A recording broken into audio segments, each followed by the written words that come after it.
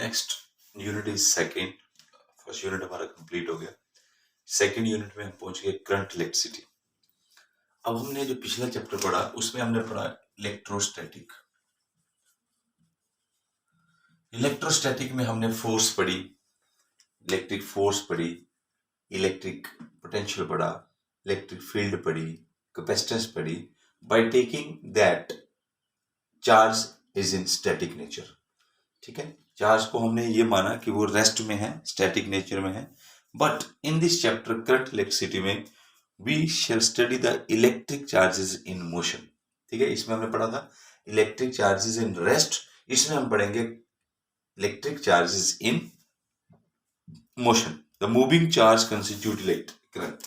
जो charge move करेगा, charge move किया तो हमारे पास करंट की प्रोडक्शन होगी। ठीक है, तो दैट मीन्स डिफरेंस आपने देख लिया। In previous chapter we discuss that electric charges at rest and in this chapter we shall study that electric charges in motion. ठीक है, that means moving charge constitute an electric current. ठीक है, अब जब moving charge current electricity कर रहा है, produce current कर रहा है, तो उसमें करंट कैरियर्स कौन कौन से हैं? करंट कैरियर्स का मतलब हुआ the charge particle which constitute the electric current in solid, liquid and gases. Solid, liquid and gases. Clear हुआ? स्टेप बाय स्टेप चल रहे हैं हम। करंट इलेक्ट्रिसिटी, करंट कैसे प्रोड्यूस होगा? जब चार्ज मूव करेगा। ठीक है, इन प्रीवियस चैप्टर चार्ज मूव नहीं किया, इन दिस चैप्टर चार्ज मूव करेगा तो करंट की प्रोडक्शन होगी। जब चार्ज मूव करेगा वो कौन से पार्टिकल थे जो चार्ज को कैरी कर रहे हैं? That are the current carriers. Current carriers are the charge particle which carry the current which constitute an electric current in solid, in liquid and in gases. ठीक है, तो in the case of solid, देखो in the case of solid हमारे पास दो ही चीजें हैं solid में। ठीक है, एक है मेटल और एक है इंसुलेटर। ठीक है, मेटल में क्या आता है? जैसे कॉपर है, सिल्वर है, एल्यूमिनियम है। There are the free electrons constitute है ना, द फ्री इलेक्ट्रॉन्स जो होते हैं। ठीक है, मेटल में फ्री इलेक्ट्रॉन्स जो है, free electrons are the current carriers in the metals. ठीक है, इलेक्ट्रॉन्स जो है इन द आउटरमोस्ट शेल, जैसे सिल्वर है या कोई भी कॉपर है, तो इसके जो आउटरमोस्ट शेल में जो इलेक्ट्रॉन्स है that are loosely bond to the, इसके बीच जो फोर्स लग रही है वो loosely bond to the nucleus, nucleus के साथ लूजली बॉन्ड होता है एंड फ्री टू मूव करता है freely. So bye little effort they can transfer from that metal surface, तो वो मूव कर जाता है जिसकी वजह से मेटल में करंट कंस्टिट्यूट होता है। तो इन मेटल में करंट कैरियर्स क्या हुए? Free electrons. ओके, और in the insulator, in insulator जो प्लास्टिक मटेरियल है उसमें ये न्यूक्लियस जो आउटरमोस्ट शेल का जो इलेक्ट्रॉन है वो इस न्यूक्लियस के साथ बड़ा ज्यादा फोर्स से बॉन्ड होता है, ये मूव नहीं करता। जब मूव नहीं करता तो ये करंट कंस्टिट्यूट नहीं करता और insulator is a bad conductor of electricity, there is no current carriers. ठीक है, एक चीज और आती है सॉलिड में, मेटल, इंसुलेटर और जो थर्ड जो आपकी लाइफ में अब जुड़ जाएगा दैट इज सेमीकंडक्टर। सेमीकंडक्टर में क्या होता है? हमारे पास दो बैंड है, मान लेते हैं एक बैलेंस बैंड है और एक कंडक्शन बैंड है। सेमीकंडक्टर हम जो सिंपल लेते हैं वो सिलिकॉन लेते हैं और जर्मेनियम लेते हैं। ठीक है, ये ध्यान से समझना आपने, ये सिलिकॉन एंड जर्मेनियम ये प्योर सेमीकंडक्टर होते हैं। इनके बीच क्या होता है? फॉरवर्ड एनर्जी गैप, ईजी, इसको हम बोलते हैं गैप है एक। बैलेंस बैंड जो कंप्लीटली फिल्ड होता है, जब यहां से इलेक्ट्रॉन उठ के यहां जाएंगे तो ये करंट कंस्टिट्यूट करता है। ओके, अब बोलता है कि 0 केल्विन पे क्या होता है कि जो electrons in the valence band है they can not have sufficient energy to transfer from the valence band to conduction band. तो 0 केल्विन पे जो इलेक्ट्रॉन्स हैं बैलेंस बैंड में उनके पास सफिशिएंट एनर्जी नहीं है ताकि वो यहां से उठ के यहां चले जाए, तो नहीं है। दैट मीन्स कि एट 0 केल्विन ये जो सेमीकंडक्टर है दैट बिहेव एज इंसुलेटर, ये इंसुलेटर ही होता है। बट जब हम रूम टेम्परेचर पे इसको रखते हैं सम ऑफ द इलेक्ट्रॉन्स उठ के यहां से यहां चले जाते हैं, यहां से यहां चले जाते हैं। जब ये इलेक्ट्रॉन यहां से यहां गए और यहाँ होल बच गए, होल मतलब सेमीकंडक्टर में होल को हम बोलते हैं डेफिशिएंसी ऑफ इलेक्ट्रॉन, जिसको हम पॉजिटिव चार्ज बोलते हैं, पर बोलते हम इसको होल है। तो सेमीकंडक्टर में क्या हुआ, electrons and holes are the current carriers. तो बच्चों जो हम पढ़ना चाह रहे हैं वो ये है करंट कैरियर्स, कि वो कौन से पार्टिकल हैं जिनकी वजह से करंट कैरी हो रहा है। ठीक है, तो मेटल में जो करंट कैरी हो रहा है वो किन चार्ज पार्टिकल, फ्री इलेक्ट्रॉन्स के कारण। इंसुलेटर में नहीं। ठीक है, सेमीकंडक्टर में सिलिकॉन और जर्मेनियम जो सेमीकंडक्टर है उसमें कौन है, जब इलेक्ट्रॉन छूट के यहाँ गए तो तभी करंट कंस्टिट्यूट होगा। 0 केल्विन पे semiconductor behave as insulator, but at room temperature there are some electrons shift from valence to conduction band and hole circuit. जहां से ये उठ के चला जाता है वहां डेफिशिएंसी ऑफ इलेक्ट्रॉन्स हो जाती है। सॉलिड की बात आ गई। सॉलिड में 3 चीजें पढ़ ली, metal, insulator, semiconductor. And in the case of liquid, ठीक है, बता लिक्विड में क्या होता है, some liquids which dissociate into its ion when the electric current, है ना, बोलता है कि some liquid which allow the electric current to pass through them, ठीक है, and consequently dissociate into ions.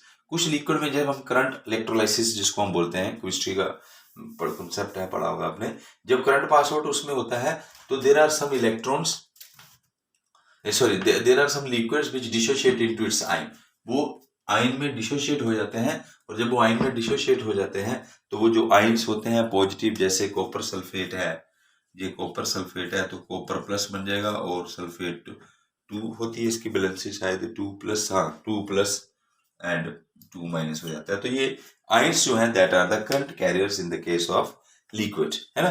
और नेक्स्ट आ गया हमारे पास गैसेस। तो गैसेस क्या है, गैसेस में क्या बोलता है कि generally gases behave as insulator. Gases generally behave करती हैं इंसुलेटर, बट गेट आयोनाइज्ड, वो आयोनाइज हो जाती हैं, पर उसकी कंडीशन क्या है, low pressure and very high potential difference. Low pressure पे और वेरी हाई पोटेंशियल डिफरेंस पे वो gases dissociate into ions, and तो सॉरी गैसेस जो है वो दैट इज क्या बोलते हैं उसको, आयनाइज्ड हो जाती हैं, और वो ionised gas contain positive ions and electrons. तो इसमें पॉजिटिव आयंस, और वैसे तो नहीं होते पॉजिटिव आयंस और इलेक्ट्रॉन्स, वैसे नहीं होते, कब होते हैं, लो प्रेशर हाई पोटेंशियल। ठीक है, तो ये होता है हमारे पास current carriers. Electric current, next topic है इलेक्ट्रिक करंट।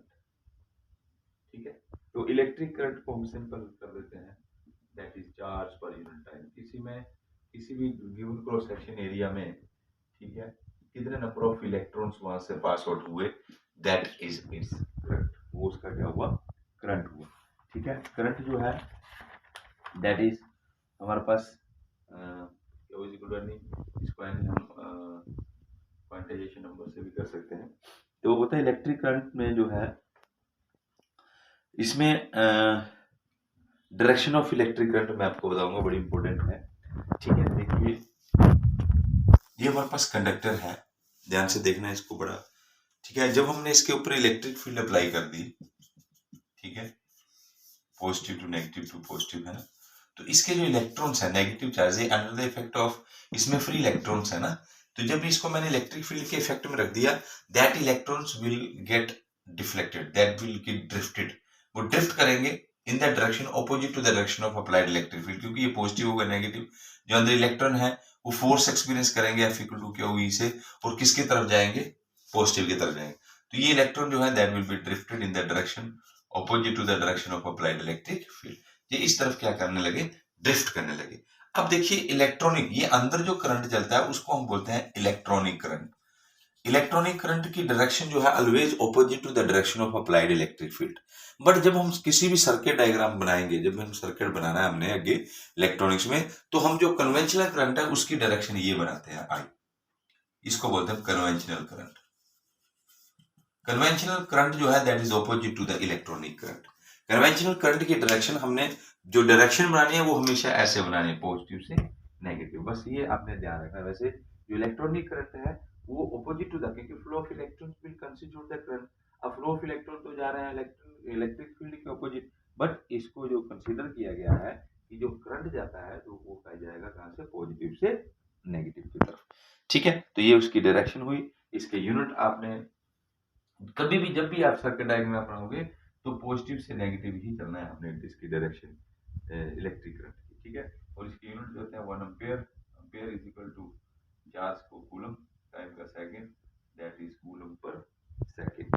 ठीक है, ये हमारे पास वैसे ये इलेक्ट्रिक करंट ये स्केलर क्वांटिटी, इसकी डायरेक्शन भी होती है, मैग्नीट्यूड भी होता है, बट ये क्या करता है कि जो इसमें जो वेक्टर लॉ ऑफ एडिशंस की जो कंडीशंस हैं उनको फुलफिल नहीं करता है, because the law of addition of simple algebra used to find the net electric current. ठीक है, तो इसलिए इसको हमने इट इज स्केलर क्वांटिटी, चाहे डायरेक्शन में भी है वो भी है, पर इसको हम वेक्टर नहीं लेते क्योंकि it is because the law of addition of simple algebra are used, यहाँ सिंपल अलजेब्रा यूज्ड होता है। ठीक है, उसके बाद थोड़ा सा मैं और बता देता हूँ आपको। हमारे पास 3 टाइप के करंट आए। सबसे पहले आया स्टडी करंट। स्टडी करंट मतलब जिसका मैग्नीट्यूड, स्टडी डायरेक्ट करंट जिसको हम बोलते हैं, सॉरी